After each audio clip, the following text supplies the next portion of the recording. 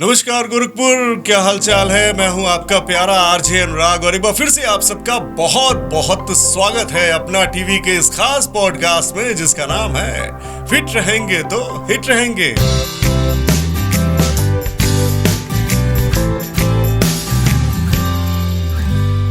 दोस्तों, आज जिस बीमारी की बातें हम करने वाले हैं ना, उस बीमारी के बारे में बहुत सारे गाने बने हुए हैं। मतलब आंखों की बातें करने वाले, और आंखों की बात करें तो बॉलीवुड को ये बहुत ही पसंद है आंखों पे गाने गाना और आंखों पे गाने लिखना और आंखों की तारीफें करना। लेकिन आंख जो है हमारे शरीर का एक बहुत ही महत्वपूर्ण अंग है जिसके बारे में हमें अधिक से अधिक जागरूक रहना चाहिए कि इसका ख्याल हम कैसे रखें। तो आंखों की बातें इसलिए हो रही हैं क्योंकि आज हमारे इस खास पॉडकास्ट में ग्लूकोमा स्पेशलिस्ट मौजूद हैं, जो हमारे पूर्वांचल की इकलौती ग्लूकोमा स्पेशलिस्ट हैं, डॉक्टर पंखुरी जौहरी जी, श्री राम जानकी नेत्रालय से। मैम, सबसे पहले तो मैं बहुत बहुत स्वागत करना चाहूँगा आपका। Thank you so much Anurag ji, मुझे इनवाइट करने के लिए। Ma'am, thank you so much हमारे इस खास शो में आने के लिए। और जब आप आती हैं तो जाहिर सी बात है कि आंखों की बातें होती है और ग्लूकोमा की बात होगी, क्योंकि भाई आप हमारे पूर्वांचल की इकलौती कह सकता हूँ ग्लूकोमा स्पेशलिस्ट हैं। ग्लूकोमा क्या है मैम, मैं चाहूँगा इसके बारे में प्लीज़ आप बताएं सबसे पहले। ग्लूकोमा एक आँखों की ऐसी बीमारी है जो आँख की नस से संबंधित होती है, और इसमें जो मूल्यतः हम लोग ट्रीटमेंट देते हैं वो आँख के प्रेशर को लेके ही ट्रीट किया जाता है। और इस प्रेशर के बड़े होने के चलते आँख की नस सूख जाती है, और एक तरह से ये कहें कि ये एक इरिवर्सिबल ब्लाइंडनेस है। अच्छा। इस जो चला जाता है इसमें वो चला जाता है, विजुअल रिकवरी इसमें नहीं हो पाती है। तो इसलिए ये बहुत ज़रूरी हो जाता है कि हम समय रहते इसका ट्रीटमेंट शुरू करें। इसकी जांच उन लोगों में बहुत ज़रूरी होती है, प्रायर चेकअप्स, जिनमें इनका हाई रिस्क होता है ग्लूकोमा होने का। अच्छा। तो ऐसे लोगों को 40 वर्ष की आयु के उपरांत ज़रूर से ग्लूकोमा स्पेशलिस्ट से मिलकर अपनी ग्लूकोमा से संबंधित सारी जांचें करा लेनी चाहिए, क्योंकि रोकथाम ही इसका एक ऐसा उपाय है जो अंधता से हमको बचा सकता है। मैम, इसे तो समलबाई और काला मोतियाबिंद भी शायद कहा जाता है। जी, इसके और प्रचलित नाम समलबाई और काला मोतिया है। हम लोग यहाँ पर अपने पूर्वांचल में इसको ज़्यादातर समलबाई के नाम से ही जानते हैं। अच्छा। तो समलबाई कई बार क्या होता है कि बहुत सारे केसेस में आँख की नस यदि ना देखी जाए तो समलबाई की डायग्नोसिस अक्सर मिस हो जाती है। अच्छा। तो इसलिए ज़रूरी होता है, क्योंकि इसके सिम्टम्स जो आते हैं, जो लक्षण होते हैं, वो बहुत स्पेसिफिक लक्षण नहीं होते हैं शुरुआती केसेस में जी। इसलिए इसको स्नीक थीफ ऑफ साइट भी कहा जाता है। अच्छा। यानी कि पता ही नहीं चलता, आपकी नज़र जाती है। तो इसको जब हम लोग ट्रीट करते हैं, जब पेशेंट सिम्टम के साथ आता है, तो उस समय लगभग 60% के करीब ऑलरेडी नस का नुकसान हो चुका होता है। तो उससे पहले मरीज को पता ही नहीं होता कि उसको कोई ऐसी बीमारी है, क्योंकि ना इसमें कोई दर्द होता है, ना कोई ऐसा पानी गिरता है।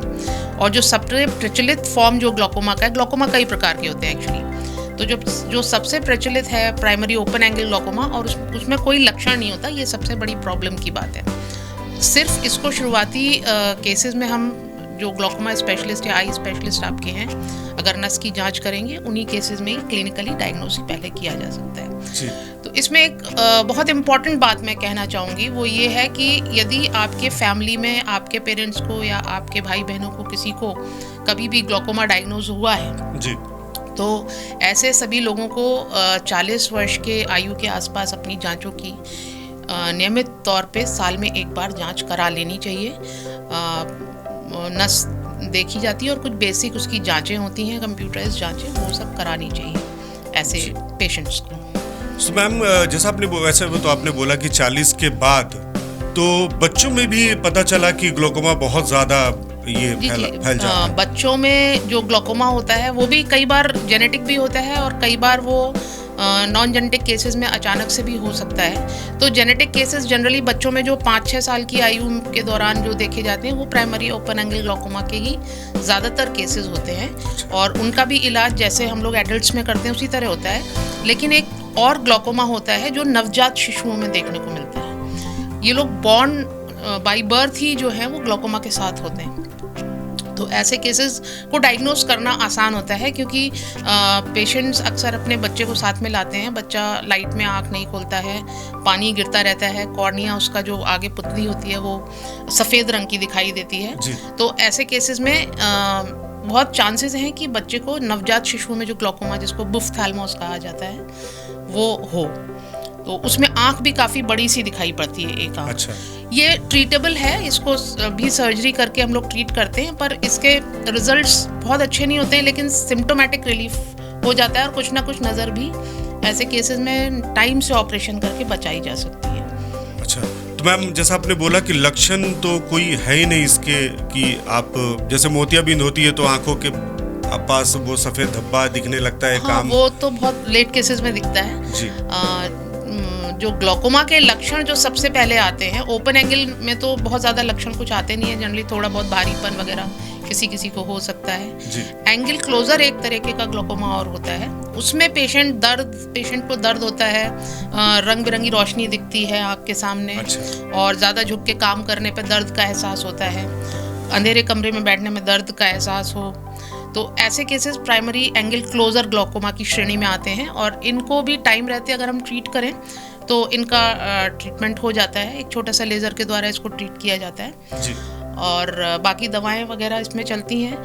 ओपन एंगल ग्लूकोमास जो होते हैं उनमें मोस्टली हम लोग दवाएं ही देते हैं और दवाओं से प्रेशर कंट्रोल रखते हैं। यदि प्रेशर दवाओं से ना कंट्रोल हो पाए तो फिर हमारा सर्जरी वगैरह की बारी आती है, जिसको करके हम प्रेशर को कंट्रोल रखते हैं जी। और कई बार सर्जरी के बाद भी प्रेशर जो है हायर रेंजेस में रहते हैं, या जितना हमने टारगेट डिसाइड किया है कि इतना प्रेशर रहना चाहिए उतना प्रेशर नहीं रह पा रहा है, तो सर्जरी के बाद भी दवाओं की आवश्यकता पड़ती है।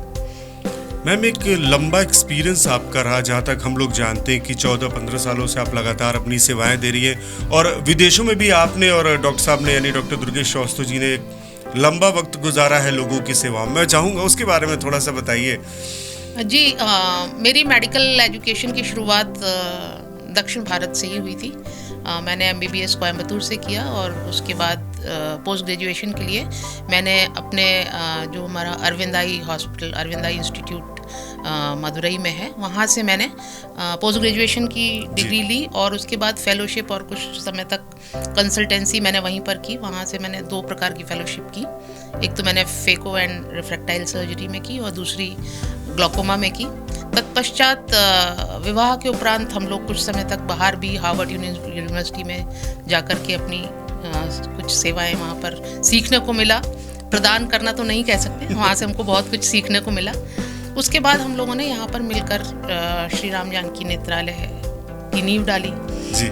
और तब से हम लोग कोशिश करते आए हैं कि ऑफ्थेल्मोलॉजी जो बेसिकली पहले एक मोतियाबिंद का ऑपरेशन करने तक ही सीमित थी गोरखपुर में, हम लोगों ने उसमें एक नया आयाम जोड़ा कि हमारी जो आँखें हैं इनकी भी अलग अलग स्पेशलिटी हो सकती है। तो इसमें कई आँखों में भी बहुत सारी स्पेशलिटीज़ हैं, अलग अलग 5-7 तरह की स्पेशलिटीज़ हैं। उसमें रेटिना हम लोग सबसे पहले गोरखपुर में लेके आए और ग्लूकोमा मैं लेकर आई गोरखपुर में। अब तो खैर काफ़ी अच्छे हॉस्पिटल्स भी आ गए हैं जी जी, जो अपनी सेवाएं दे रहे हैं। तो अच्छा लगता है कि जो काम हमने शुरू किया वो अब नई ऊंचाइयां छू रहा है। लेकिन वो होता है ना कि शुरुआत जिसने की है सारा श्रेय तो उसी को जाता है। सो मैम, अगर श्री राम जानकी नेत्रालय की बात करें तो जो फैसिलिटीज़ या जो सुविधाएं अपने यहाँ मौजूद हैं उसके बारे में थोड़ा सा प्लीज़ बताएं हमारे दर्शकों को। जी, श्री राम जानकी नेत्रालय मुख्य रूप से हम लोग रेफरल सेंटर की तरह से काम करते हैं और एक हमारा चैरिटी यूनिट भी है। तो रेफरल सेंटर इसलिए कहना चाहूँगी क्योंकि हमारे यहाँ फुल टाइम पर्दे से related retina specialist vitreo surgeon doctor Durgesh Kumar अपनी सेवाएं देते हैं और मैं ग्लूकोमा एवं रिफ्रैक्टिव सर्जन में हूँ, तो मैं अपनी सेवाएं देती हूँ। और इसके अलावा हम लोगों के पास अगर कैटरेक्ट यूनिट में कहें तो हमारे पास स्क्लेरिस PC नाम की एक काफ़ी अच्छी फेको मशीन है। इसके अलावा एल्कॉन की सेंचुरियन मशीन जो है, अच्छा, अच्छी कुछ मशीन्स हैं।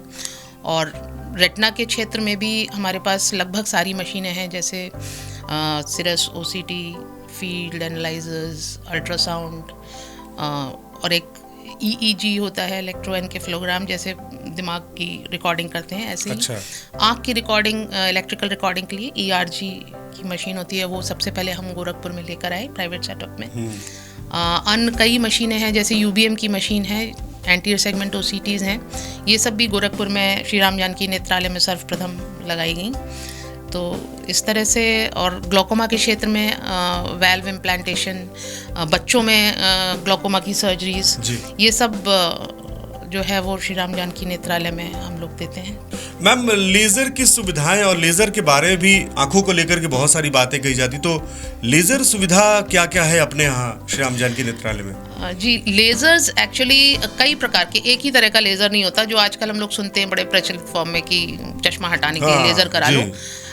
तो वो लेज़र तो एक अलग है जो कि कॉस्मेटिक्स के लिए यूज़ होता है। अच्छा। पर जो थेरेपेटिक लेज़र्स हैं वो कई प्रकार के होते हैं जो रेटिना और ग्लोकोमा में यूज़ किए जाते हैं। तो थेरेपेटिक लेज़र्स में मेनली पर्दे का लेज़र होता है, रेड लेज़र्स होते हैं, ग्रीन लेज़र्स और येलो लेज़र्स होते हैं। ये पर्दे में हम लोग यूज़ करते हैं, पर्दे के केसेस में।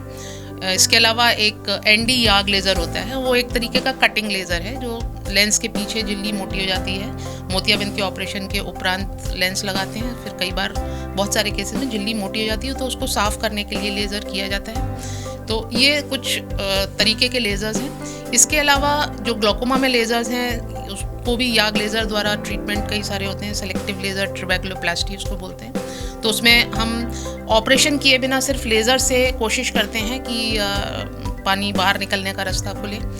इसके अलावा एक आयरेडेक्टमी होती है जो याग लेज़र द्वारा, कटिंग लेज़र द्वारा की जाती है, जो मैंने अभी थोड़ी देर पहले बताया था कि एंगल क्लोजर ग्लोकोमा में हम लोग एक लेज़र से ट्रीटमेंट करते हैं। तो ये कई प्रकार के लेज़र्स हैं जो ऑफ्थैल्मिक में यूज़ होते हैं, और जो आजकल प्रचलित फॉर्म में जिसको लेसिक लेज़र वगैरह कहते हैं, ये चश्मा उतारने के लिए कॉर्नियल एब्लेशन सर्जरीज होती हैं, उसमें यूज़ करते हैं। एक अन्य प्रकार का ट्रीटमेंट होता है जो समझ लीजिए ग्लोकोमा के लिए यूज़ करते हैं, और वो सर्जरी और इसके बीच में होता है, दवाओं के बीच में एक स्टेप जिसको हम G प्रोब लेज़र कहते हैं, या डायोड CPC जिसको बोलते हैं।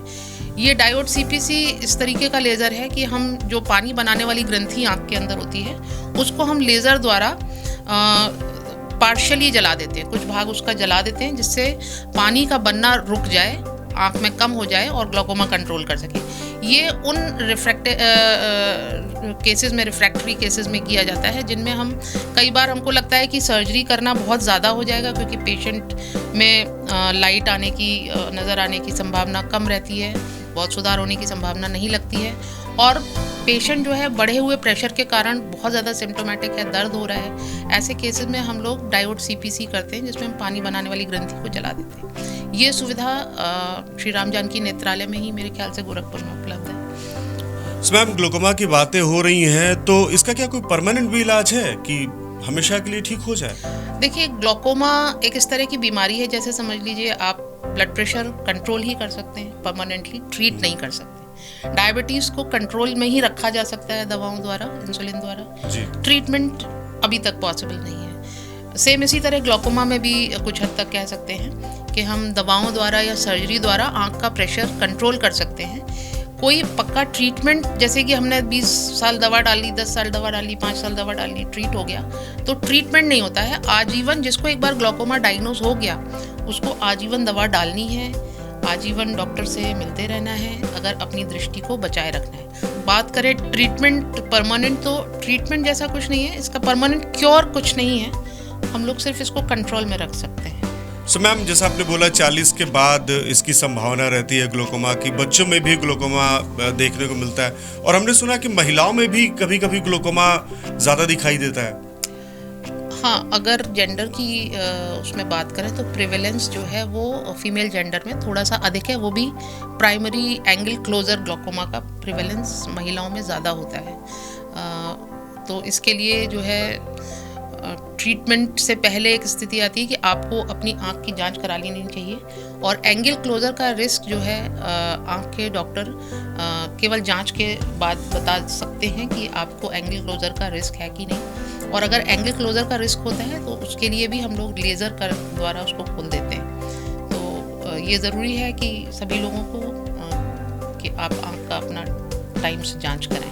तो दोस्तों मुझे लगता है ग्लोकोमा के बारे में आपको बहुत सारी जानकारियां मिल गई होंगी, और भगवान न करे अगर आपको ये बीमारी हो जाती है या आपको इसके लक्षण दिखाई देते हैं तो आप श्री राम जानकी नेत्रालय पे जरूर विजिट कीजिए, जो कि पक्षीपुर पे है, यानी कि एडी चौक पर है। और thank you so much Pankari ma'am हमारे इस खास शो में आने के लिए, और बहुत अच्छा लगा आपसे बातें करके। मुझे भी बहुत अच्छा लगा अपना टीवी में आने के लिए। सो दोस्तों आज के शो में बस इतना ही। जल्द किसी और खास बीमारी पर हम बातें करेंगे, आपको अवेयर करेंगे। तब तक खुश रहिए, लाइफ को एंजॉय करते रहिए। गर्मी बहुत ज्यादा है तो दिन में कई बार आंखों को धुलते रहिए। और सबसे जरूरी चीज है कि अगर अभी तक आपने अपना टीवी को फॉलो नहीं किया है तो फटाफट से फॉलो कर लीजिए, क्योंकि अपना है अपना रहेगा।